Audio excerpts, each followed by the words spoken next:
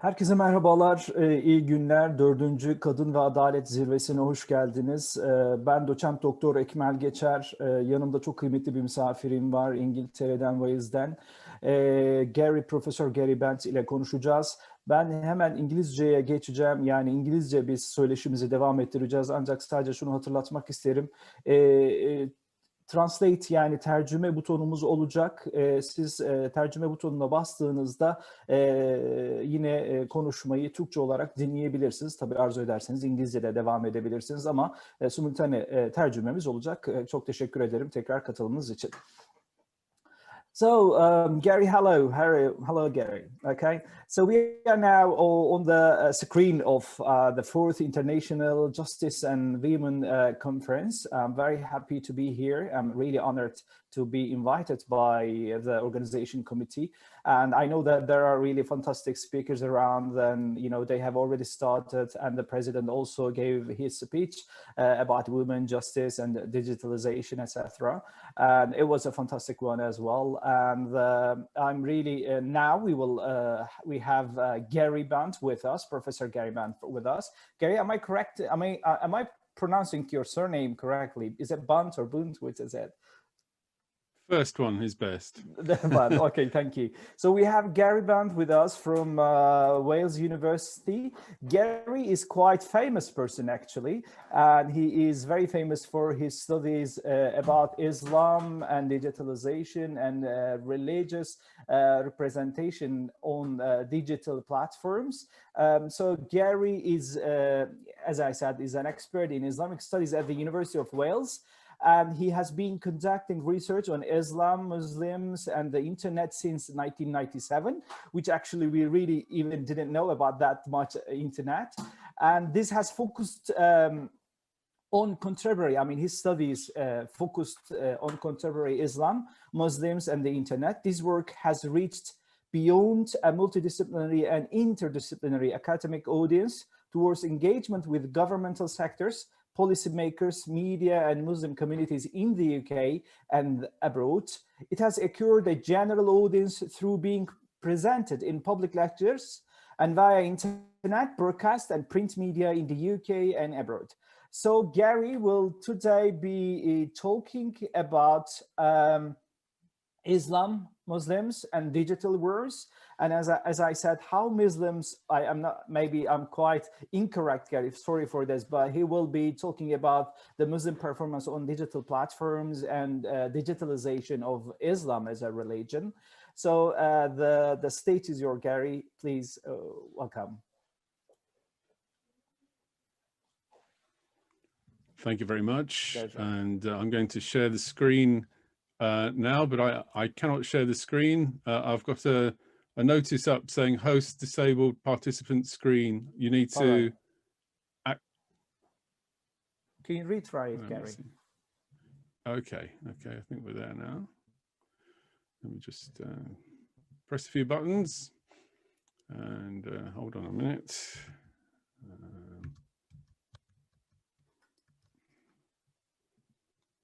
Right, can you see the screen? Not yet, actually. And I'm sure they will be dealing with it. Right, thank you. And apologies for the technical break. Must be something to do with the weather in Wales or something like this. But thank you for inviting me to come and talk. And I'm going to be talking a little bit about some of my work and research and exploring issues to do with so-called digital piety and Islam and Muslim digital worlds. I've been working in this field for a while. You can find out more about my research on my website, virtuallyislamic.com. Some of what I'm talking about is taken from ideas generated in my last book, which is called #Islam. And I explore in my work ideas about so-called cyber Islamic environments, which is a term that I introduced in the late 1990s, where computers were a lot different to what we know today, but ideas of mediation. How do we work in terms of understanding the interface between religion and the internet was starting to evolve. And so I thought this was an interesting opportunity for me to explore my research on religious authority and see how religious authority manifested itself online in different ways, because we really didn't know what was going on. And I suppose we know a little bit more now, but at that time it was all brand new territory. So I brought in this umbrella term. I still use it, although it's changed a lot over the years.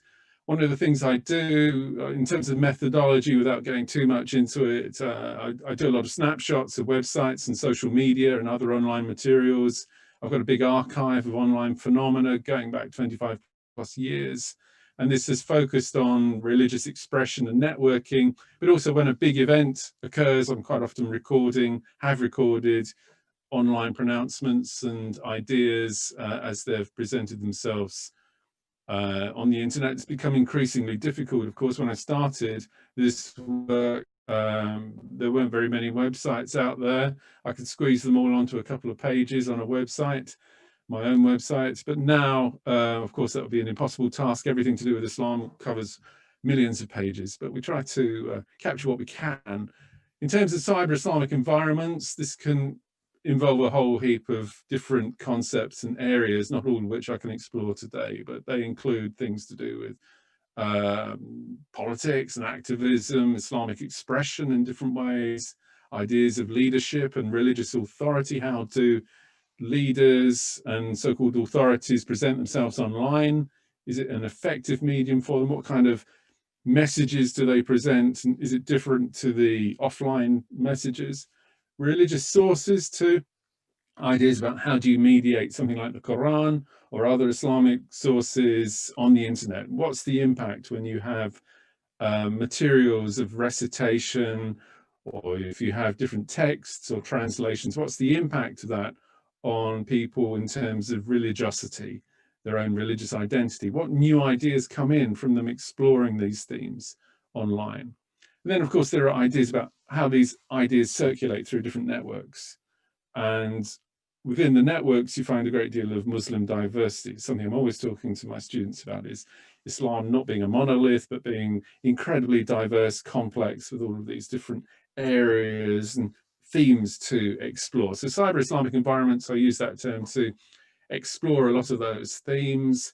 And then in terms of the tech, because I've got a long-term interest in technology that predates all of this research, looking at different interfaces. So we've seen the transformation from desk-bound machines through to mobile, social media. So those technological shifts have also impacted on how cyber Islamic environments function. So in contemporary context now, we see themes that come out when we're looking at different forms of media and types of media that are popular. So everything from TikTok to WhatsApp to Twitter. Facebook, I'm told, is old school now. Dates me because I still use it. Instagram might be a bit more cutting edge, but then you've got things like Telegram as well. Other areas where people are talking about Islam, people are talking about information and presenting their ideas, and in some cases interpretation. It goes back to what I described as the information souk back in 1909.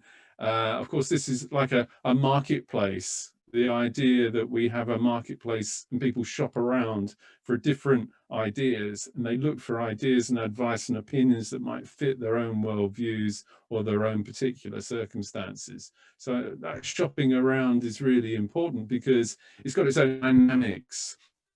If you've heard about the idea that Chris Anderson brought out about the long tail of demand and supply, it shows that in some cases the micro demand for religious products and ideas and services, those very niche areas of religiosity, can be serviced and fulfilled online. And in some cases, influencers, internet influencers, have got the capacity to fulfill that kind of role.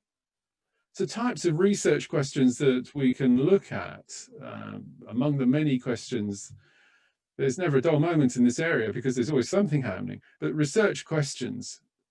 When Islam is always on, does it aid or impede clarity and understanding of religious values by Muslims, particularly in Western contexts? So if you've got a phone and it's constantly streaming information, ideas, you're always checking, as people do, their phones all the time, what impact does that have when it's streaming ideas, advice, and information about digital piety and other matters to do with Islam? So what's the impact there? And what's the impact on observation and performance when you can't really switch it off? So with these online environments too, how do they challenge the traditional models of authority? We've got new environments, new forms of authority that transcend traditional state-based ideas of what religious authority is, because they exist on the internet. They might not exist anywhere else, but they're able to mediate, discuss, and bring in information and ideas. So what's that impact in terms of the influence and impact of digitally literate religious scholars who've gone beyond the traditional boundaries of imams, mullahs, and sheikhs, and so forth? So what's their impact? And are there new roles for Islamic influences that transcend the local traditional roles that religious leaders, community leaders have? When people want an answer to a question or they've got an issue, they might not go local. They might go onto the internet. Like for everything else, they might Google it and they'll be exposed to new ideas. I'm not saying they're going to be harmful ideas, but they're new ideas that appear online. So what's the impact of that kind of new mediation? The algorithms of Sheikh Google mediate amongst an information overload. We've got maybe too much information. These so-called fatwas, religious opinions, they impact on digital piety and other issues. So that sense of shopping around, sending in your questions and so forth, that is an information overload, perhaps. And of course, it's part of a much wider pattern of consumption. I'm not assuming that everybody in a Muslim context is just looking at religious content. There's a lot of other content out there as well. So religious content has to contest within all of the other zones. Some of them are pacific, but some of them might be quite harmful as well. So there are lots of areas that could be problematic in terms of internet consumption. And we've got variations depending on who is looking. I'll come on to internet addiction in a little moment, but there are digital divides too between generations and even within generations in terms of the way in which internet media is consumed. I mean, people in their 20s that I know, early 20s in my family, they won't touch TikTok because they see that's a kid's thing. So there's even that sort of generational divide and issue there as well. So the form of media that's used, whether people have got access as well, I'm not assuming everybody's got access. Sometimes the internet crashes, especially here. So we have very specific issues. Within this equation, we've got the role of influencers. We hear a lot about internet influencers, people who can cause others to buy into a product. It's synonymous with social media, but within the Islamic context, I've been exploring ideas of Islamic influencers who can impact on religious interpretation, not just necessarily contemporary figures, but those from the past as well, whose recordings and texts are out there. In some zones, influencers are really important. I've done some work on Indonesia and influencers in Indonesia and how their lifestyle is projected through Instagram and other media and how that's having an impact on how others practice their religion. So influencers have got a role to play in some zones. And of course, we have to just touch upon the idea of digital addiction as well, with people who have become welded to their phones. I'm sure people know of others who can't put their phones or their devices down. I haven't got any figures on Turkey. In 2018, we had figures about some other zones, Saudi Arabia and UAE were 3rd and 5th respectively in this sort of little survey of digital addiction, but Turkey wasn't in the data set. But of course, in my latest set of figures that I could grab, we've got at least 40 million internet users in Turkey, and 90% are mobile users. as well. And the health ministry has been campaigning against this technological addiction, these people being welded to their phones. The proportion of content that might be religious is maybe open to question. And this idea that people can't put their phone down has become a meme as well as a very serious issue, which probably requires a lot of study and exploration in different contexts. So looking at online identities, I wouldn't want to assume that everybody is the same. We go beyond the simple paradigms into the complexities. And new online identities have emerged, multiple identities, and formed with lots of different factors of gender, location, language, ethnicity, culture, anonymity being a key feature as well. Because if you're anonymous, you can say a lot more about religion, about interpretation, about ideas, whether they're politically focused or whether they're going against cultural and societal norms. Online identities allow that too, and that impacts on these ideas of digital piety. So we have these complex notions of what I call cyber Islamic environments. They're influenced by a whole lot of factors. I won't go through all of those things on this chart now. I'll drop it onto my blog if anybody wants to take a look later on at this particular thing, looking at different relationships and the kinds of influences that are there. In terms of content, of course, not everybody is going to be the same kind of reader. So we have some enthusiasts who look at their particular websites all the time for every bit of information. But between those enthusiasts, we've also got the casual readers and the people just interested, who are just having a glance, or they look at that and then they look at something else. So we can't assume about the types of reader types either. I made up this model of different types of reader types with the core, but outside of the core, you've got lots of other people who are also going to be looking, including those people who are in opposition as well, who want to see what the others are doing, people with different religious ideas, but also political ideas, supporters, people want to give finance. You know, so there's lots of different people exploring this sort of content and interface. Within the content, of course, there are issues of how it's projected, and there has been some research on this. I've done a little bit, and others have looked at this as well. What makes a website or some content necessarily Islamic? Whether it's particular color schemes, it's ideas of the type of language, whether it's using the Quran and other sources in order to project this. So information projection is also really important in terms of presenting different types of identities. So those changes in content are really important. If anybody's thinking of doing research in this area, then you have to be on board with the idea that the content and the medium have changed so much over time, with a reduced digital divide as well. So the type of research I was doing 20 years ago, the zones that could access the internet were far fewer than we've got now, where we've got higher levels of digital access in many contexts, but still some pockets where you can't get a signal and you can't find anything. We've got that in Wales. You might have that in areas of Turkey as well, where places you go where you simply can't pick up the internet. Whether that's a blessing or a curse is open to question. Sometimes it might be quite nice to escape.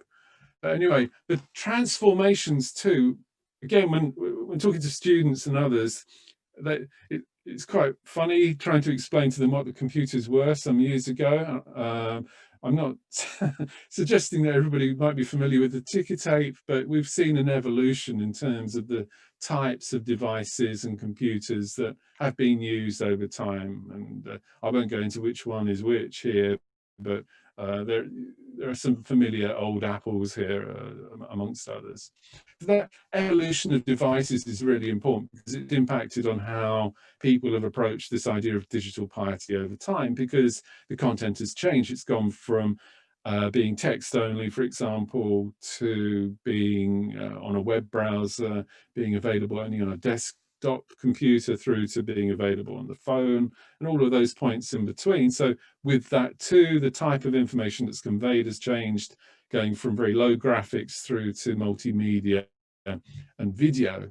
So with that, we've had shift in the type of content that's appeared over time, the emergence of social media being really important, with the embedded content and online magazines being a couple of examples. So within the Islamic context now, we're seeing the importance of apps over the last decade, especially Quran apps as being one kind of mediation for people using them for prayer reminder, using recitation, direction of prayer, and so on. And not without controversy, if anybody's seen the information about Muslim Pro, which is one of the popular apps over the last week or two, whose data was being sent to different external bodies, allegedly, which could compromise individual security and also tell people what other people were doing. So there's big issues of privacy appearing on some of these apps unexpectedly as well. But the apps have been really important because they're dedicated products, they're themes that come through, they're becoming more and more niche. So with that idea of them becoming more niche, it means there's more specialization as we go. So we have, for example, now we've got Hajj specific apps, lots of different interesting ones there. Children are well served with different apps. I've been looking at Sira apps recently, which have been quite interesting in terms of how they're conveying ideas about the life of Muhammad through these digital media. Quran apps, ideas about recitation are really important. And of course, going through now to ideas of influencers. I talked about influencers a few moments ago. So how lifestyle is projected through these devices as well is really important. These are a few examples from my exploration of Indonesia. And now the big question is TikTok having an impact on the way in which people express their religiosity, the way in which people mediate ideas about Islam? There's quite a lot of TikTok content that relates to the Quran, that relates to recitation, and shows, for example, people going on pilgrimage in these very short clips, which are very immediate, but they go out really quickly as well. And they can get a big audience in a short amount of time. These are examples of people just sort of talking about ideas of identity and within Islam on these particular little clips from TikTok. So it's quite a dynamic area that you have to keep following and looking at the updates in terms of the changes. The way in which religious authority has been mediated over time has been really interesting. Because we've now got this sort of generation or generations of web-friendly imams, but these are based on precedents and the kind of platforms that have appeared over the last 25 years or so, whether it's something like Islamicity, which was a big North American-based platform, still going, but has had a number of iterations and designs over time with ideas of subscription models and so on. It's been really important in terms of placing ideas about Islam onto the internet. So they were quite innovative in their way. Ideas of religious authority specifically have been projected over a number of different sites. I put Islam Online here, although it doesn't exist anymore. This was linked into Yusuf al-Qaradawi, and it was a big fatwa related site that was very active in the 2000s and was very interesting because it responded to a whole range of issues that people would send in, some of which were really kind of very personal issues which required counselling, but they would use this as an interface to try and get answers to lots of different complicated problems. And these would be answered by professional counsellors. So Islam Online was one of the sites that offered a great deal in the way of content, and then the questions would be published and available online. So it was a big archive of materials. And this is a model that's been used elsewhere. Islam Q&A was another one that's still going, one of the pioneers. I might come back to that a bit later on. And the niche ideas of interpretation have ended up being really important. So, for example, in the Deobandi context in India, but also in the diaspora, there's been a great deal of investment in the online fatwa for every kind of issue to do with piety or lifestyle or whatever.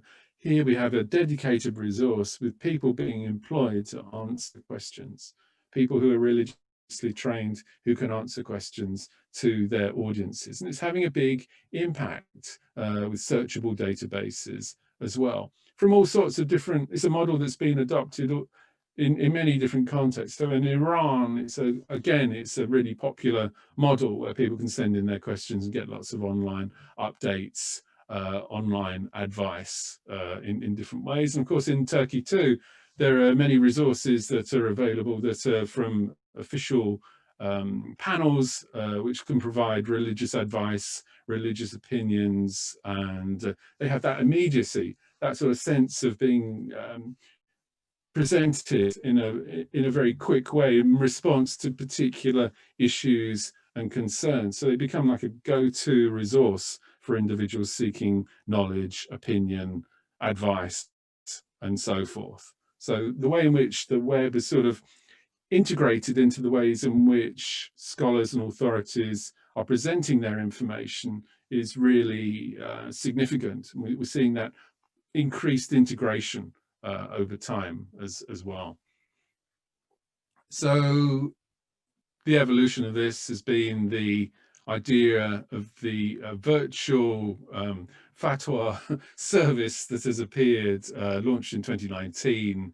And this was artificial intelligence offering religious opinions, where it was designed to take the load off various scholars. So it was a database which it picked up kind of questions and keywords and would try to respond to them using a machine-based algorithm. So this is coming out of Dubai, where they were launching this with this sort of database of previous questions, but also attempting to present it, because they were overloaded. They simply had too many questions. So they thought, see if we can set up a machine-based idea as the next stage in ideas, not to answer every question, but to answer some of the questions in relation to specific themes of religious authority. So that kind of machine-driven response, whether that's the future or not, it's not for me to say, but it's interesting as a sort of evolution, as a development as we go. So the latest sort of area that I've been looking at in terms of the way in which online responses work has been in response to the coronavirus, and how the events of the coronavirus pandemic have played out online in different contexts, in different ways. We've seen lots of photographs, of course. There's a lot of online content as well that's been really important to observe. In Saudi Arabia, for example, the way in which this Haramain app has been presenting ideas of what the so-called new normal is over different platforms has been really interesting, because it's showing ways in which the authorities are accepting that digital interfaces are really helpful to project how people should respond to the pandemic. So we have the photographs of the empty pilgrimage sites. We've got the socially distanced prayer rituals. You've got the responses during the Hajj and other religious events associated specifically with the precincts of Mecca, where we're seeing the scholars, the authorities themselves having to go through all due process in relation to social distancing, with some poignant and kind of interesting images and themes that have appeared, where we see Mecca in terms of social distancing looking very different over time as well. I mean, just going through these very quickly.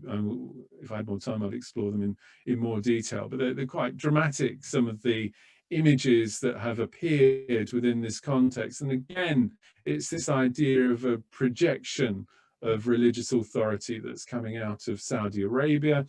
I mean, many years ago, there was a great reluctance to embrace the internet within some Saudi contexts, including in the precincts of Mecca, where mobiles were forbidden, although we know that pilgrims would take them with them. But now, of course, there's more of a digital presence within the precincts, and you get your wristband with the advice on what to do in the pilgrimage, and apps that will help you negotiate all of the different stations. But that transition has been really important. I think it's been amplified to some degree within the pandemic situation. And it's been interesting that this generation of web-friendly imams in particular have been using social media and the internet in order to project ideas of how you respond to the pandemic situation. And I've got numerous examples. I've been writing about this recently, but can't present them all. But just to give you a sense of one or two, the About Islam channel was one of several that offered specific advice on holding virtual Jummah, and also producing or reproducing this article from Sheikh Ahmed Kuti, which originally came out in Toronto from a Toronto Islamic website, and it provided a religious opinion, a fatwa on how a virtual congregational prayer could be instituted in order to enable continuity of practice until restoration or reinstatement of normal prayers. So it went through and sort of itemized what you had to do and how it worked on an internet context. The details themselves were quite interesting, but they got reproduced on many different sites. So this idea of the transition into digital congregational prayers is a really interesting area to explore. And many authorities and platforms decided to put their advice online in different ways, including within the UK. We've got this Islamic portal that started bringing in questions about how you work with the internet in terms of learning about Islam, for example, how you pray, what the restrictions are, how you should respond to the restrictions, specific medical questions here about whether you can donate plasma for COVID-19, whether you should wear a mask in Ihram, lots of questions that started to appear that people would put these very detailed answers in. And there's a continuity there between these answers and what they did in the past. But it's been accelerated through the pandemic context. We've got a number of channels in the UK that present advice, information. So we've got this podcast kind of video from Deanspiration from Scotland that is a big kind of chat show format, but looking in a entertaining way, I suppose, at Islamic questions. So these sorts of channels have brought in a great deal of content. Actually, that slide has slipped, so we put that one there. There we go. Islam QA, which I mentioned before, this is this site which appeared in '97. It's linked to Muhammad al-Munajid, who is a controversial figure, I suppose. I won't go into all of his details. He's currently arrested and detained in Saudi Arabia. He was detained in 2017. But the important thing in terms of this presentation is that the website itself has been presented in 16+ languages, it uses diverse social media, and it's been at the kind of cutting edge in terms of the way in which multimedia has been applied to promote him as an individual and his religious interpretation ideas. And we've seen quite a few, even though he is incarcerated, others have been putting out advice and information on what to do during the pandemic. So questions, interesting questions, but also maybe just curious questions as well. So things like whether you can use personal protective equipment to pray. Is that appropriate? If somebody, another question, if somebody dies of the coronavirus, does that make them a martyr? So the types of questions are really interesting. What kind of ritual practices? We're talking about digital piety. So what happens whether you should attend the Friday prayer or not in an epidemic situation? These kinds of questions have been pushed through this website, and people would be expecting answers and responses. There's just a way in which the media is being applied in order to make these responses. And we've seen them in governmental contexts as well. So we see coming out of Egypt statements, different statements about whether you should go to the mosque or not, what the response is within the coronavirus situation, coming out of the Council of Senior Scholars there, and ideas about whether you should go to congregational prayer or not, which went a bit like a ping pong, because there were different opinions at different times that were bouncing around on the internet, and different statements that different individuals were coming up with before they agreed on specific provisions. So using the internet, you can actually see the ways in which these ideas started to present themselves. And some of the responses too that were being projected by Al-Azhar, they started using the social media quite intensely in order to show ideas of social distancing and practice, and the resumption here of Friday prayers, how people should practice, so digital piety, the social distancing separation, but also the precautionary measures that were being pushed through. How am I doing for time at the moment? Sorry, I can't hear you. Okay, sorry about that. Gary, I think we don't have enough time. We already like, came to the end of the speech. So if you want to have like few other words, just finish it up, please. So we can just go back to the questions and answers. Yeah, sure. Okay. So there's a lot more content that you can look at in relation to the pandemic, but I think the important thing here in terms of the digital piety issue is that we see the expansion of the application of internet technologies in Islamic contexts, but authorities and individuals and organizations are still trying to work out how to best apply them and also retain the religious ideas and practices. So we have that as an important question to look at, especially in the zone of information overload. So which source should be looked at? We've got no central authority necessarily, so we have to consider that. And of course, there are methodological challenges too. So how do we work on this as academics when researching?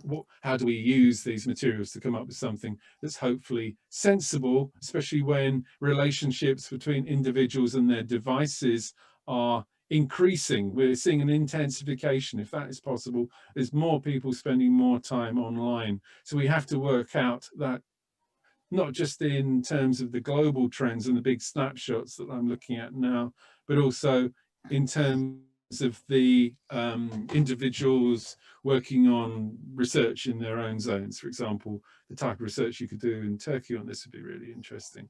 It'd be useful to see the kinds of responses within the Turkish context to these types of questions.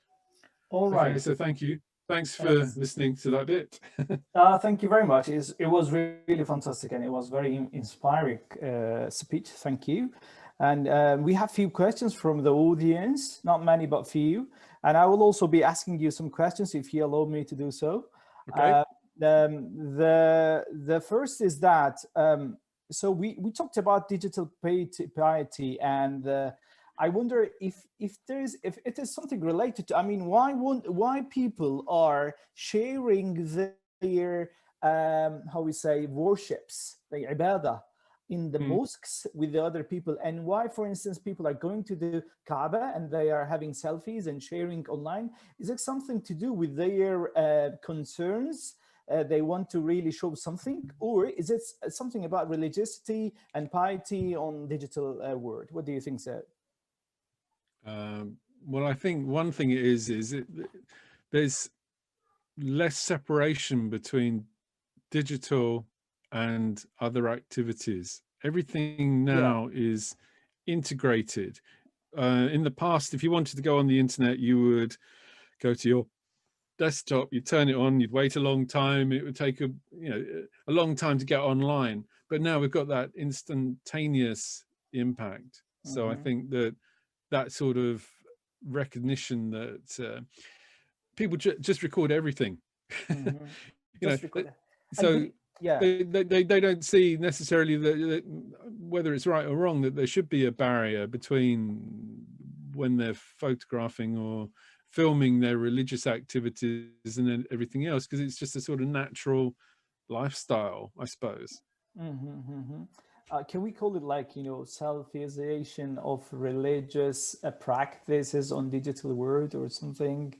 I don't know, but what do you think so? I mean, does it make people, does it make Muslims to get away from Islamic practices? Are they, practicing Islam only to show off, or is there something related to that? I suppose that's an individual thing, isn't it? You'd have to talk to the individuals to see how it's impacting. Maybe. I mean, for some people, they might be using, I know people who use their phones because they want to make sure that they are practicing correctly. So they want to make sure, and so they're looking at each stage to see where they're going and what they're doing, if they're following the right practice or saying the right prayer or whatever. So they're using it to help them recite the Quran or something like this. So, I suppose you've got that end of it as well, but there might be a kind of vanity thing as well. I think with the Hajj, ever since mobile phones emerged, people were taking selfies of some kind. I can remember. And before phones, it was more difficult to sneak a camera in because of the size of cameras. But now we've got really small cameras, and it's a lot.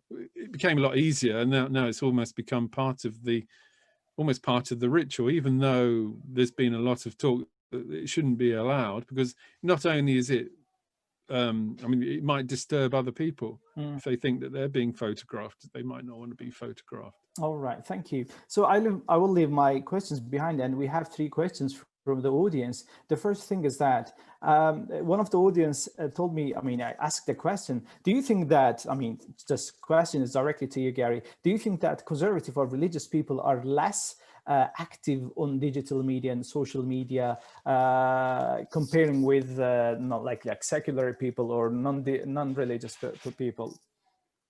And why do you think is that?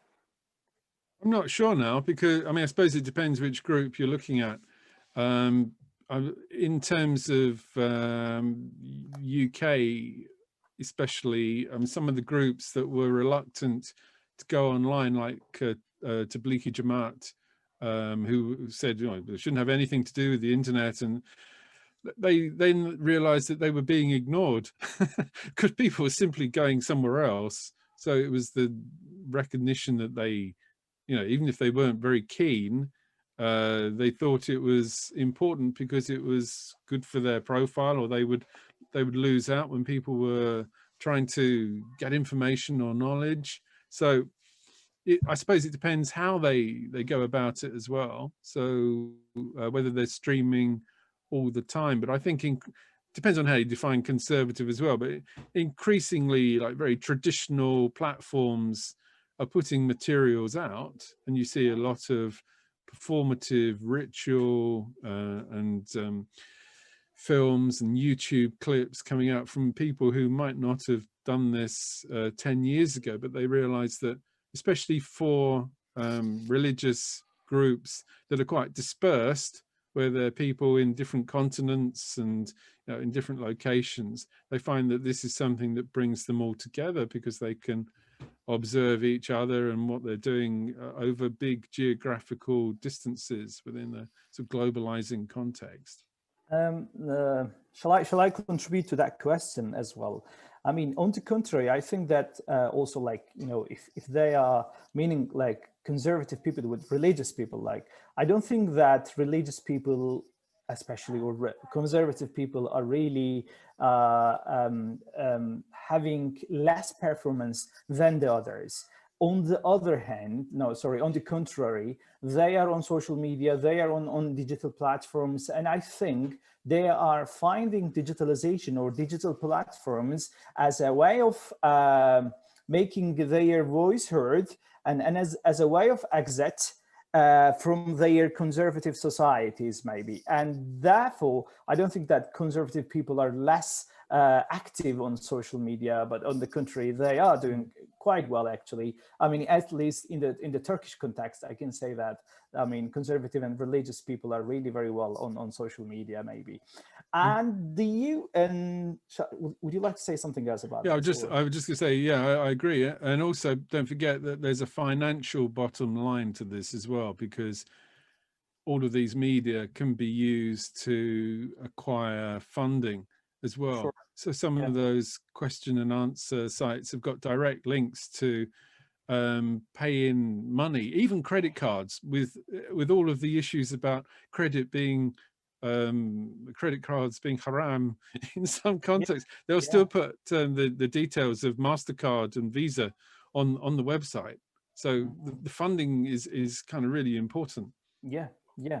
Then there is another question. I'm not sure if you can answer it. I mean, I'm sure you will say something, but if it should be directed to you.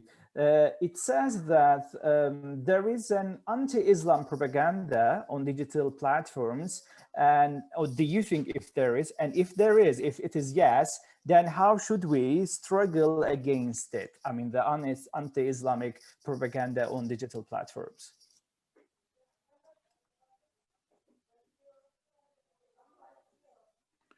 Yes, of course, there's a lot. And I'm not sure there's a way. I mean, again, it's contextual, but there is a lot of material that is presented that is it's either directed against Islam specifically as a religion, or it's directed against Muslims, different groups of Muslims in different contexts. Again, we see that in the UK situations among other places. I don't think there's a way that, just because of the nature of the way the internet is, it's very difficult to put in any restrictions, and whether that would be desirable or not, I suppose, is dependent on the context. The one thing I would say about any restrictions is that it doesn't take a high level of competence to get around those restrictions. So if people want to put material out, they'll find a way of doing it. There's always going to be some way of presenting that information. But there might be, I think, within some of the social media providers and big companies, depending on what is being said, there might be some way in which that could be filtered or mediated in an appropriate way. But I'm not advocating censorship or anything like that, because I just don't think it will work. But I think that in certain forms of speech that are presented, of course, there should be restrictions. Yeah, sure. I mean, I am also myself, like, having these kind of questions. How should we like struggle against this and that? But the thing is that like, instead of talking about censorship and restrictions, maybe the best way to deal with kind of anti-propaganda is to produce our own contents, which is much better than the others, right? Okay, so if you produce your own content, then it will not be like, how we say, falsified. And if you can like deliver it or disseminate it through social media, then you will be somehow successful. So this maybe, I think, is the best way to deal with this kind of anti-propaganda of any kind of religion. And there is another question, Gary. You see that people are asking too many questions to you because they know that you're very important to us. So the question is that, should we trust every source on a digital platform about religion? And the question is, how can we differentiate between the right and wrong on digital platforms about religions? Is there any way to do this, or there is not? I suppose it depends on how you define right and wrong, but the internet has been notorious over time for its for different content being presented and adapted and utilized in even by I mean, there were cases many years ago of fabricated surahs from the Quran, in quotes, being put online, so people putting on fabricated content that they claim, just to distract people. I mean, I don't think you can trust any internet source because it's always going to be open to Any kind of challenge. manipulation, yeah. Yeah, and that's all you can really say. I mean, you wouldn't use it as your in terms of, you wouldn't use it as your primary source. But there again, you know, it's not for me to say which part would be right or wrong. You know. Yeah. Okay. No, thank you very much. And I wonder how many minutes we have for. Can anyone please answer us? Can we go on talking about Islam and digitalization, or shall we stop in 3 minutes something? Alparslan, Mr. Alparslan Kılıçarslan. Hello. Can we go on talking, or we have only 3 minutes?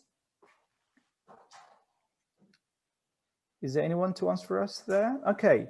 All right, Gary, let me, okay, until they answer us, let me ask you another question. What made you really deal with Islam and digitalization? Why is that? And how did you start like searching about it in 1997 when we really didn't know much about, you know, internet and digitalization, etc.? Why? Why Islam and why not Christianity, or why not, for instance, any other religion? Oh, right. Big question. But I was actually looking at the internet materials way before 97, but that was when I published, I suppose, something first time. But I mean, I had long-term interest in Islam that predated my work on digital content. I was interested because I've been traveling and working in the media and so on. So that sort of accelerated my specific personal interest and just wanting to find out more. I didn't think I'd end up doing this kind of job, but it's a bit of a surprise. I also had a long-term interest in computers. So I was able to bring the two things together, especially the religious authority issue. I mean, because when I was doing my PhD, people started talking to me about how the internet was impacting on their ideas about ijtihad.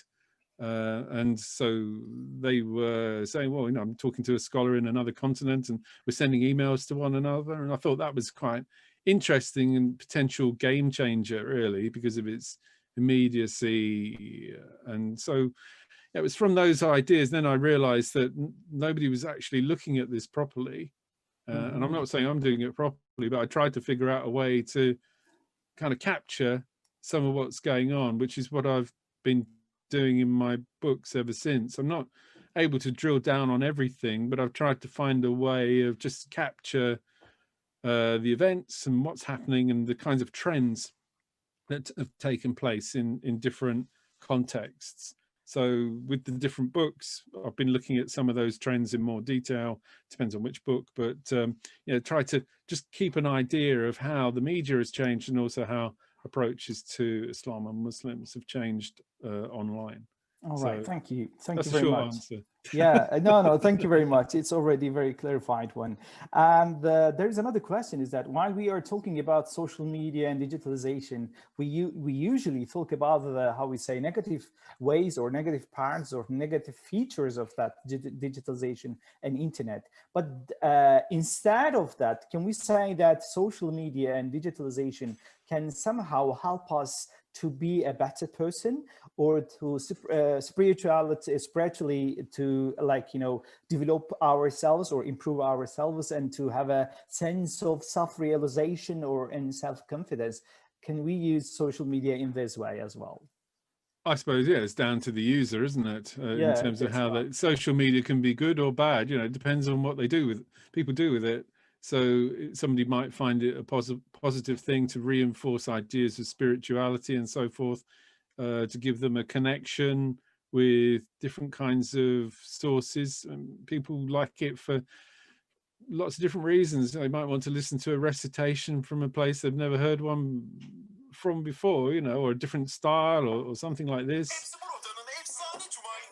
It might help them with answering questions. So that can help in terms of boosting ideas of spirituality. I guess it's down to the beholder, really. We know, of course, that there have been many negative applications of the use of social media in terms of so-called radicalization as well. So you know, you have to look at each context in turn. Yeah, thank you. The other question is that, Gary, do you think that, you know, digital platforms, or maybe both, like new media technologies or new media causes and traditional media causes are somehow a competition field for the religions, like, when they are, presenting their religious issues and ideas. Is this something to be said? You mean between religions? Yeah, kind of. I'm not sure about between. I think there's quite a lot of, I think the more interesting zone might be intra-religious concerns, where there's competition between different belief strands and ideas of interpretation and practice. And that competition can be online. Sometimes it spills over into other areas as well. But that idea and contestation, you find that quite often within the digital context. All right, thank you very much, Gary. I think we came to the end of the session. It was great to listen to you, and it was really an inspiring speech from you.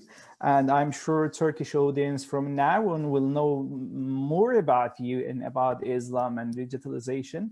And we here thank you very much for the Kadem, which is a women and democracy organization in Turkey, and for the summit about justice and women. And I hope these speeches has inspired many people, and I'm sure the remaining speakers will be doing very well, and we will be keeping listening to them as well. Gary, would you like to have your last words? I know, just thank you very much. And hope I've been able to convey something of what I'm doing, but Sure. check out the website for more details. But thank you very much for hosting as well. Thank you. Thank you for being our very honorable guest. Okay, thank you. And bye-bye. All right, thanks. Bye for now.